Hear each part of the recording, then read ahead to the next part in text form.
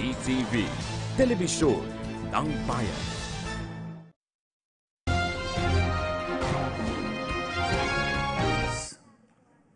Members of the Diplomatic Corps, fellow Scout and Scout leaders, friends and partners of Scouting, ladies and gentlemen, the President of the Republic of the Philippines and Chief Scout of the Boy Scouts of the Philippines, President Rodrigo Roa Duterte.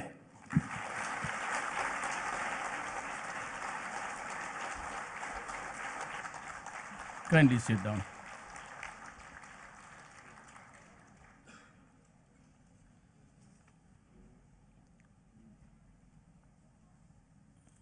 I would like to connect with the young ones, more importantly today.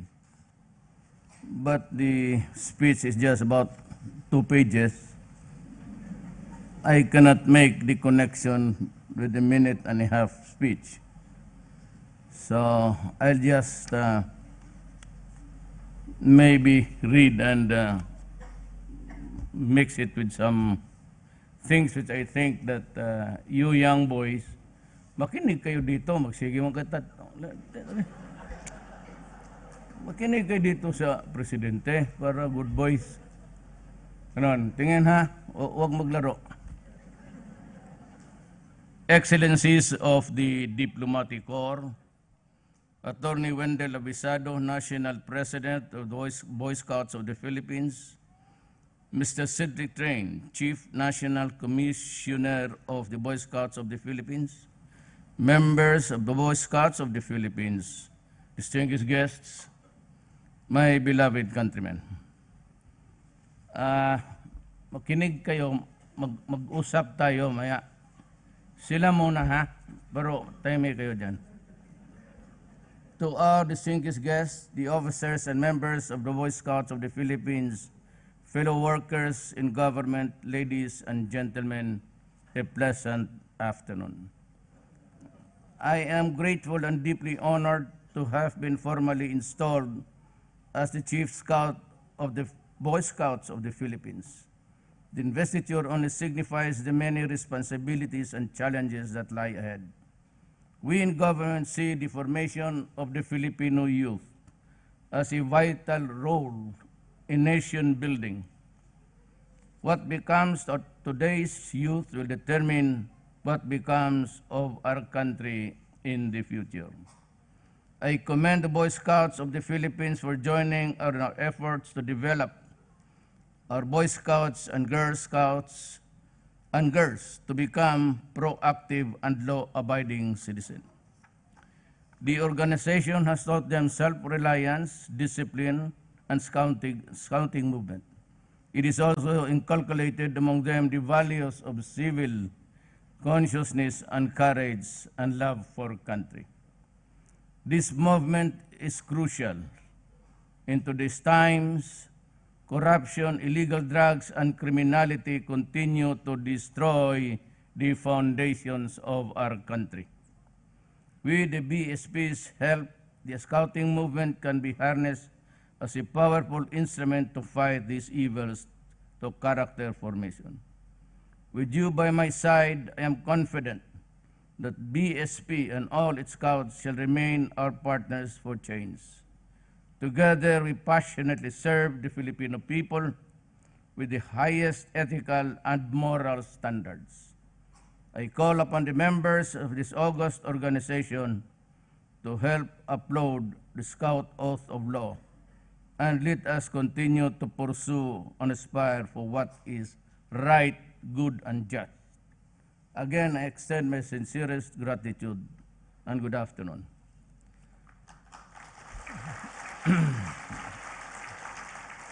Alam mo, kayong nakaupo dyan, ang maging presidente bukas.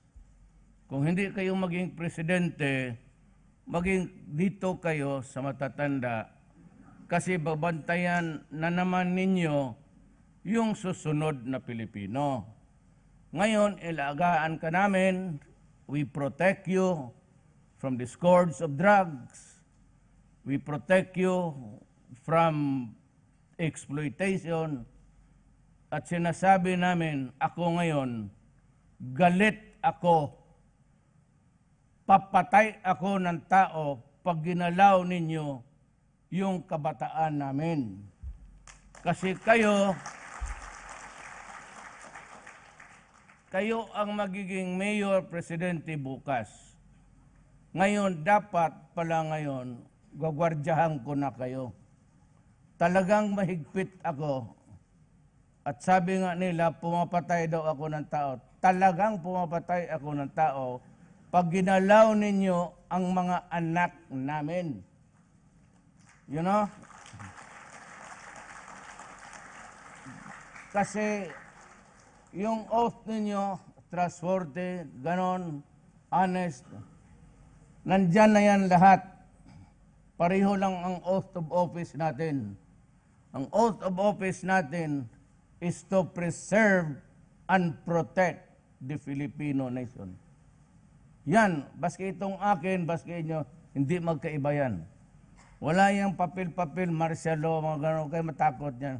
Wala yan. Hindi na ginawa. Ako, umiikot lang ako dito. Sa kahaba-haba ng oath of office ko, yung babasahin ko pag na-president. Nakita ninyo ako na dito? Nung gano'n ako, nag-presidente? Hindi, kayo nanood kasi nagjulin-julin kayo.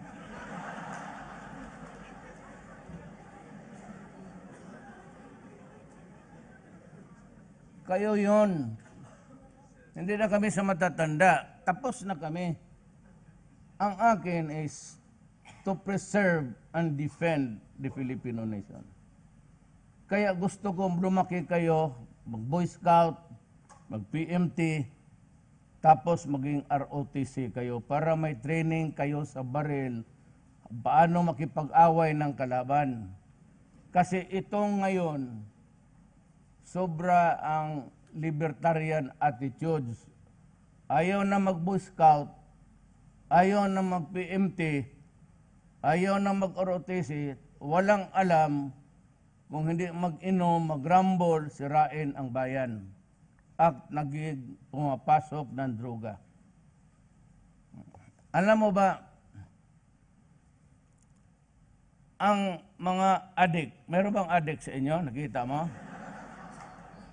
May naman nakita, yung mga sabog? Yang mga yan, walang ginawa kasi walang disiplina.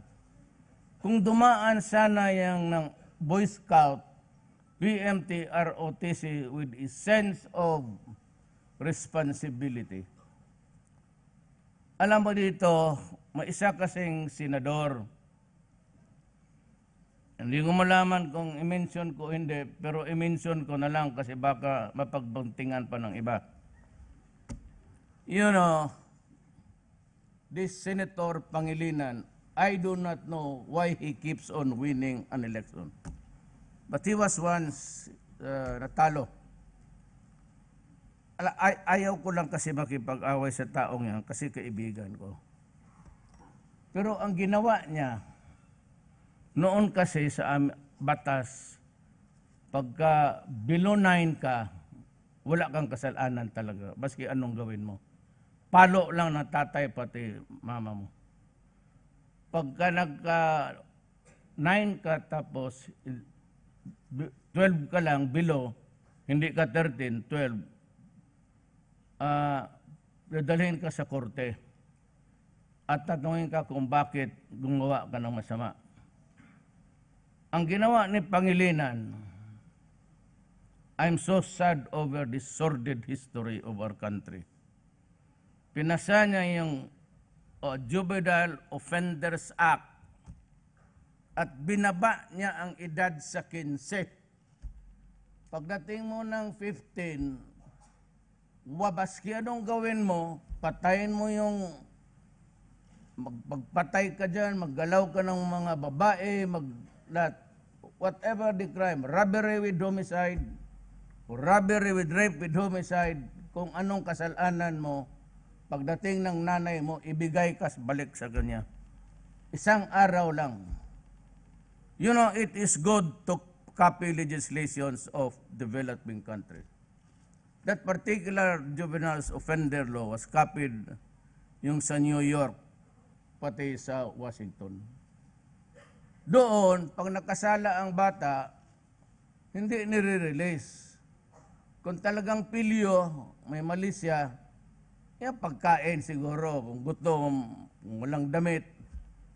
Pero yung magbanaksak, panggalaw ng mga babae, kung ano ngayon, magnakaw, hindi yan sila nire-release. In accordance to the law of those countries from which he copied the legislation, they are sent to a correctional facility or halfway house. There, they are lectured on responsibility sa gobyerno mo.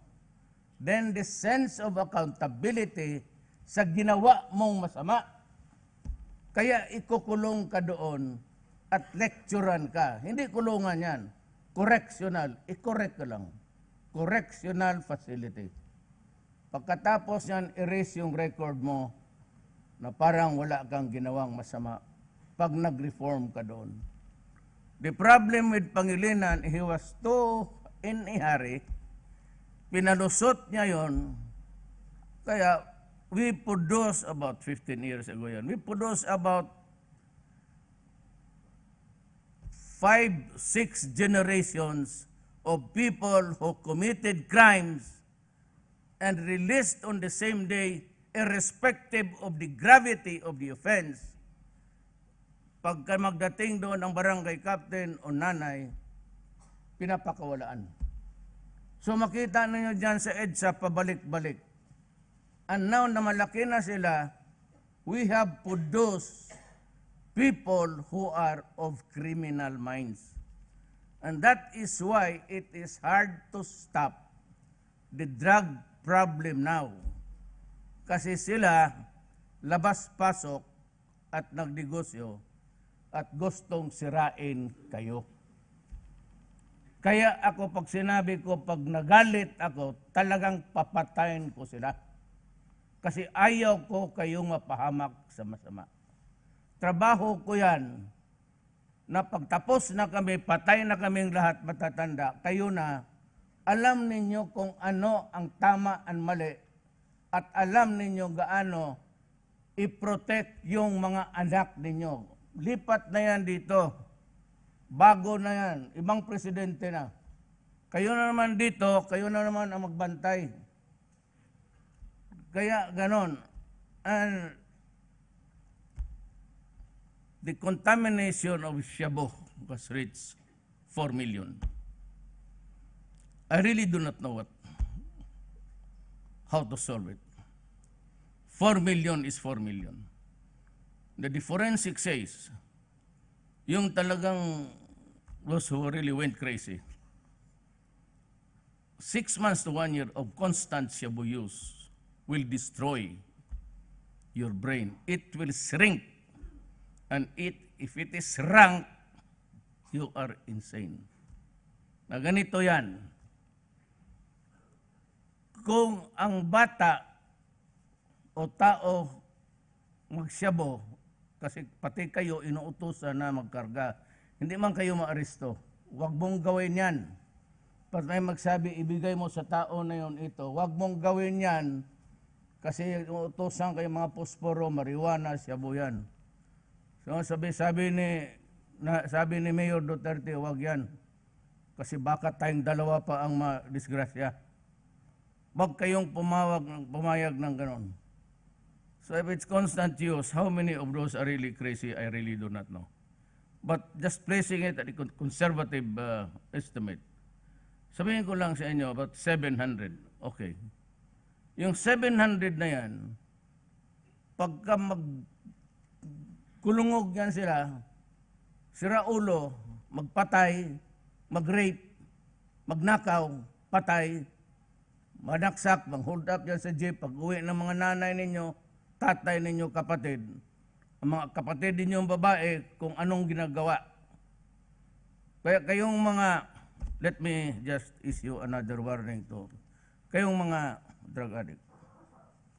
Total na identified na rin kayo. Avoid the streets. Magkulong kayo sa bahay ninyo. Kasi pag nadampot ko kayo, patapon ko kayo dyan sa Manila Bay. Gawain ko kayong fertilizer sa isda.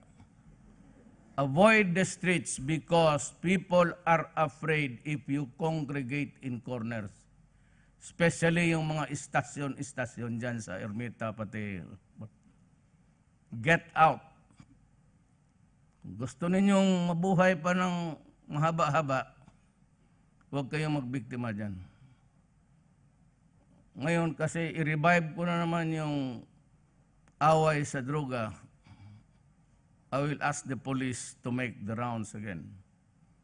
Yang daan, yang publiko, yang plaza, para lang yan sa matutuwid na tao at gumagaling sa batas.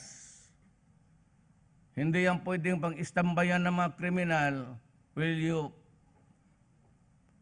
you pry against the civilians there, tinatakot ninyo, hinuhold up ninyo.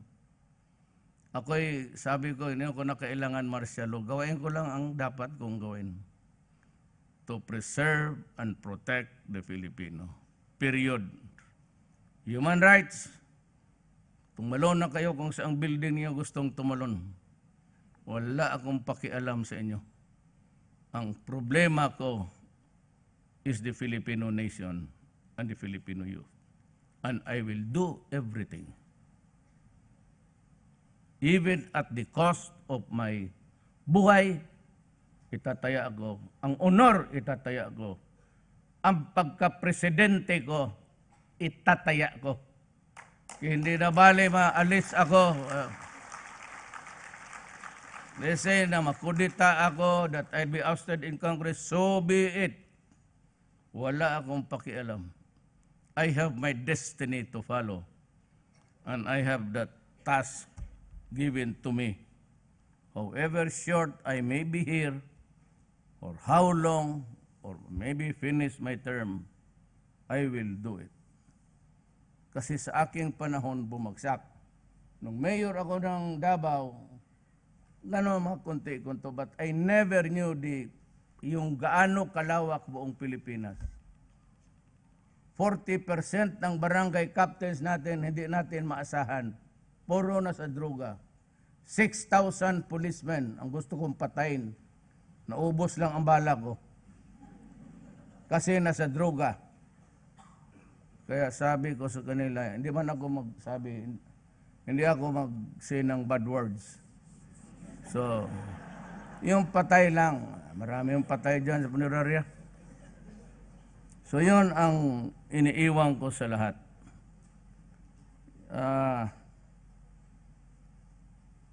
Drugs would be really the problem sa ating mga anak.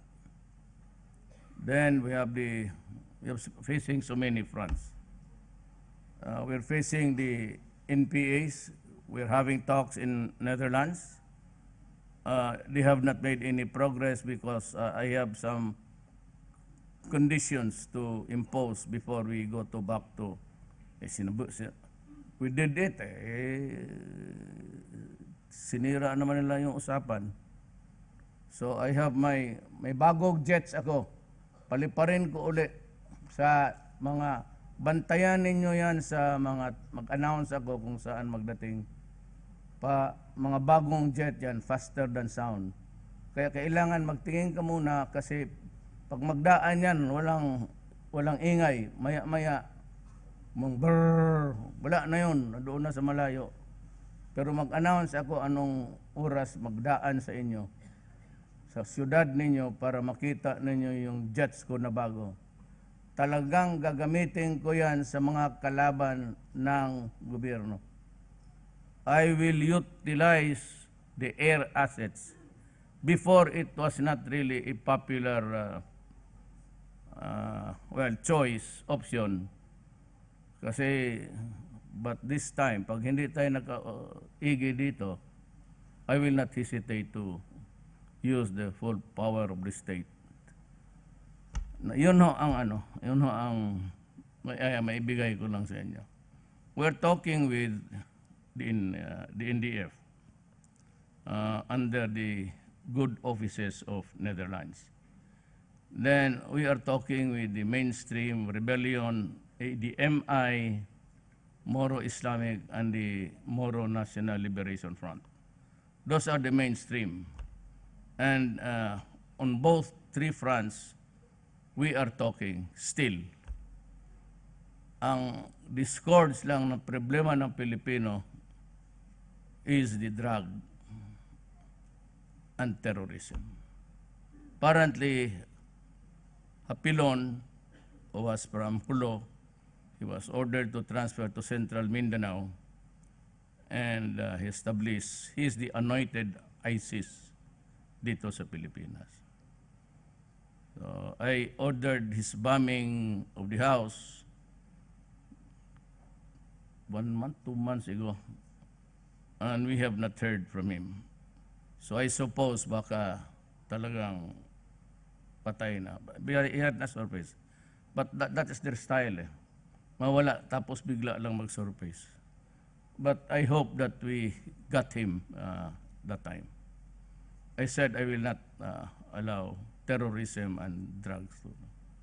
I may talk to the rebels and those who had offered to talk peace, communists, MIMN.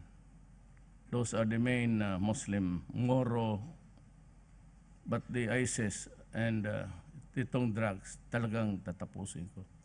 Because I think I am not really trying to pull my own chair, but I think that if I cannot finish this drug problem during my term, we are in for a big trouble for the next generation.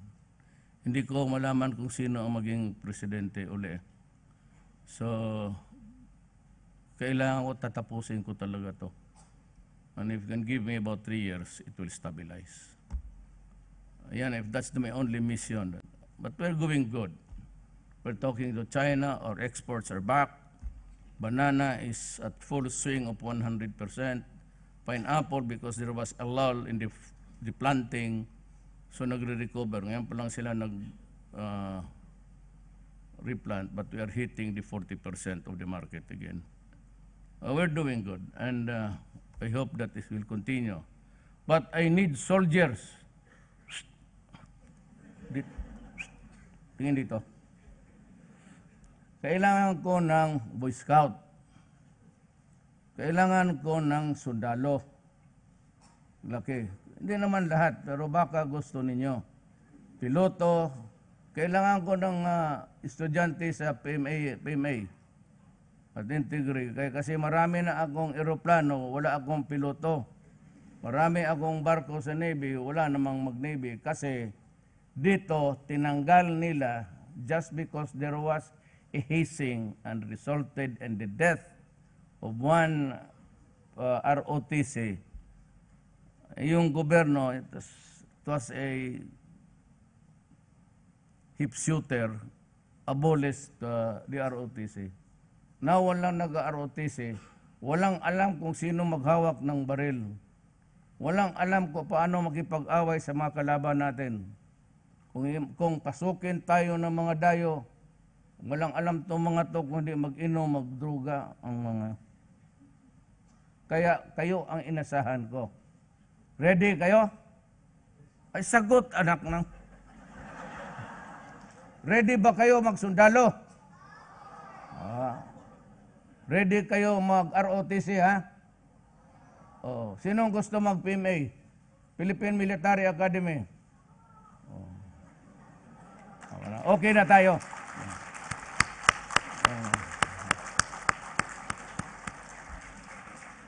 Gusto yung, sino lang yung gusto mag-asawa na walang trabaho? Walang kwentang Pilipino yan. Ulit. Sino ang gusto magsundalo? Magpakamatay sa bayan?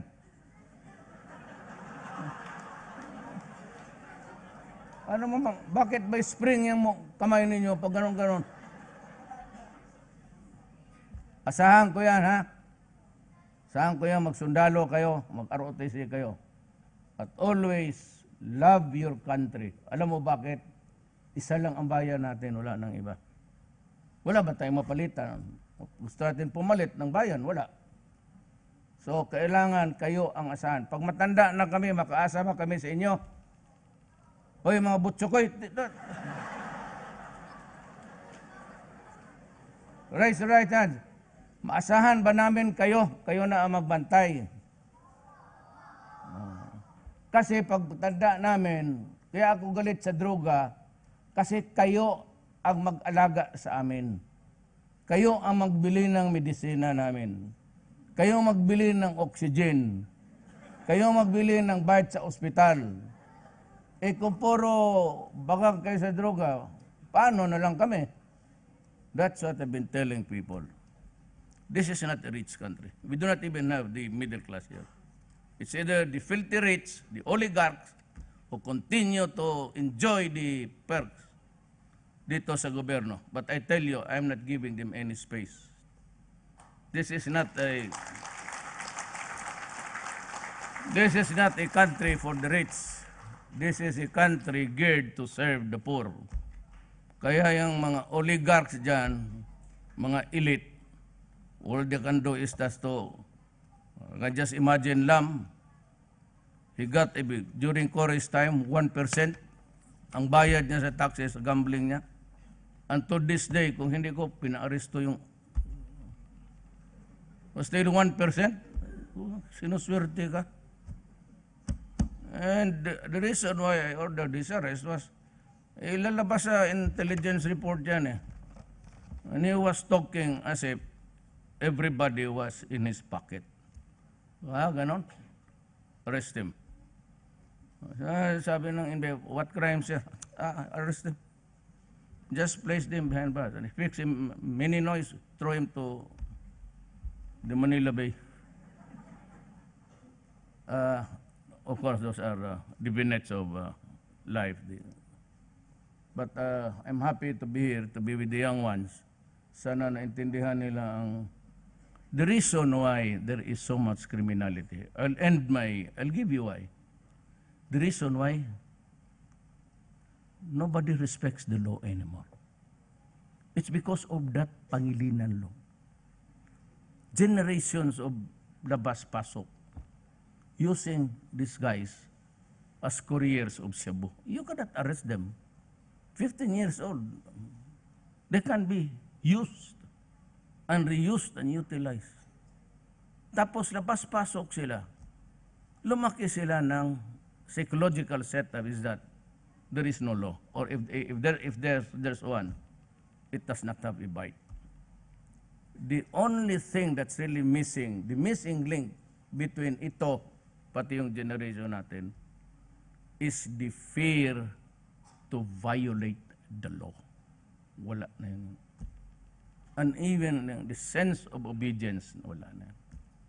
Kita mo natin, wala nang Boy Scout, wala nang, dapat ibalik talaga yung mandatory. I'll make it a mandatory exercise during my time. There's no military training. Yung conscription talagang dapat, you render duty to your country. Mahirap yung paano walang hindi ready. Ito, kawawa ito. Kaya kayong mga drugo, do not force me into it because I will really do it. Maraming salamat po.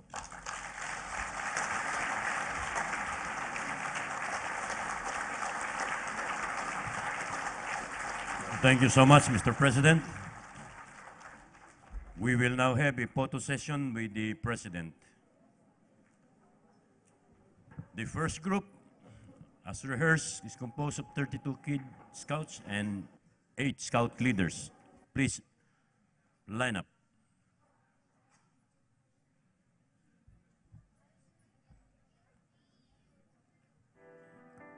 May we now request the second group to position yourself. 32 Cub Scouts and 8 leaders.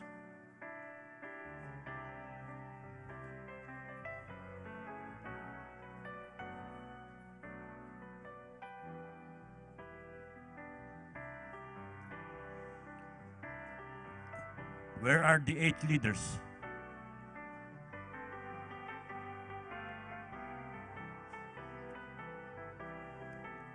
Second group, Cub Scout and 8 Scout leaders.